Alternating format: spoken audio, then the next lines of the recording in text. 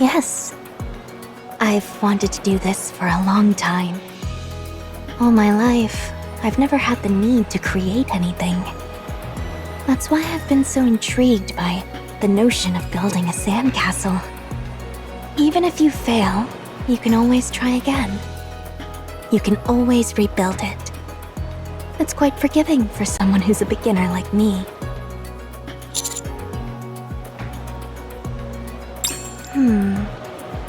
How about the Semai Mansion?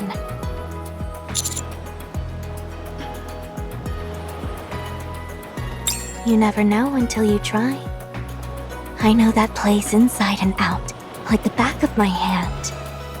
Theoretically speaking, it should be the perfect starting point for me. Shall we give it a try?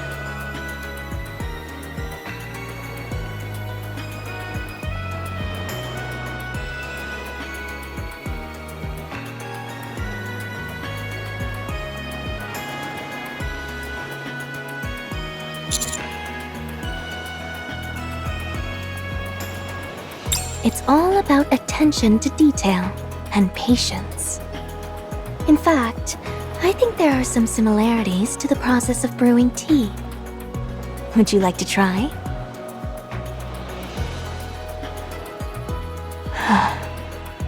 Here, come sit behind me. Let me guide your hands and teach you.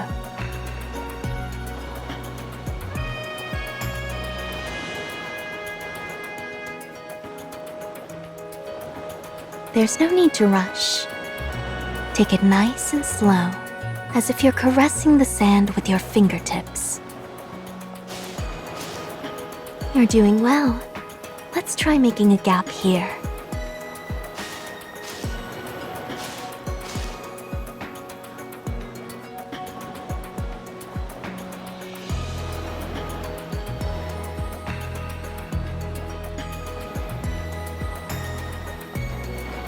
You're doing well.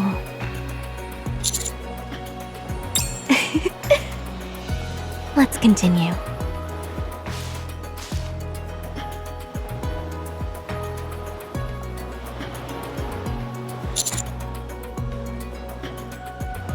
That's right. Yes. The previous head of Semai was my father. I inherited it all from him. Ever since I was young, long before I became a Nikke, I grew up within the organization. I had want for nothing, and had a peaceful childhood, free of any difficulties. To me, the organization represented the entire world. A perfect world, prepared for me.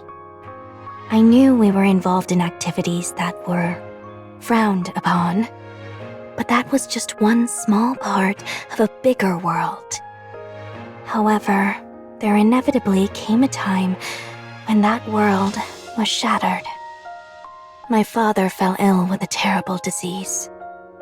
Something not even the technology in the Ark could cure. Unsurprisingly, chaos ensued regarding who would be his successor. It felt as if outsiders were invading and crossing our boundaries. The organization was being targeted both from the inside and out. That's when my once pristine world became tainted. My father had arranged everything, except for a proper successor. He had sired many children, but they knew little of what was going on, and they paid for it with their own lives. I didn't want to ruin the world my father had built, but I was just a weak little girl. I didn't stand a chance of holding back those invaders who had breached our walls with weapons in hand. So, I had to become a weapon myself. On the day my father's eyes closed for the last time, I decided to become a Nikke by my own hand. It wasn't that difficult. All I had to do was thrust the silver dagger that I had into my chest. Things got easier after that. No one was more familiar with this world than I. I knew I was capable of outsmarting the intruders. Now that I had a body that would never deteriorate or tire, it would be easier. Even the subordinates who had served my father remained and swore loyalty to me. My world was safe and would live on. After becoming the head of the organization, I took in my surroundings and saw that everything had been neatly arranged for me beforehand. Loyal subordinates, a luxurious mansion, influence in the underworld, the organization's prestige. I didn't have to lift a finger. There was nothing left for me to desire, for I already had everything. I was the organization, and the organization was me.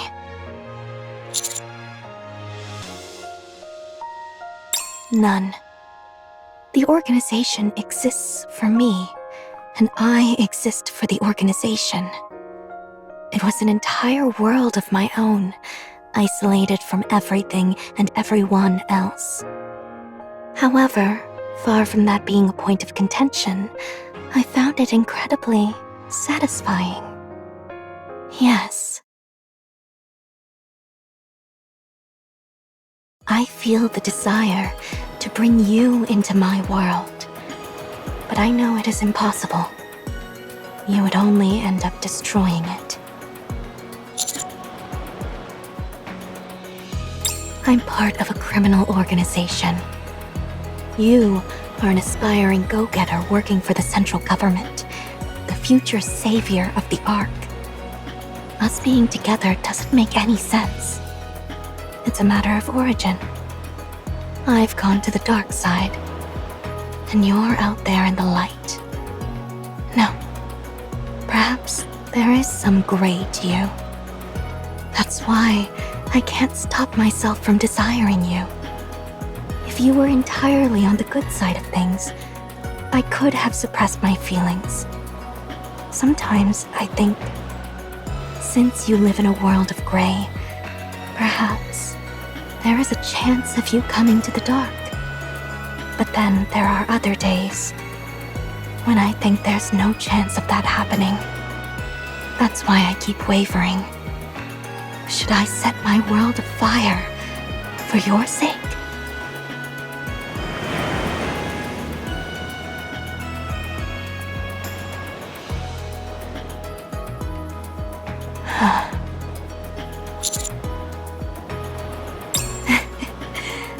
You always say what I want to hear. You know this is an impossible situation.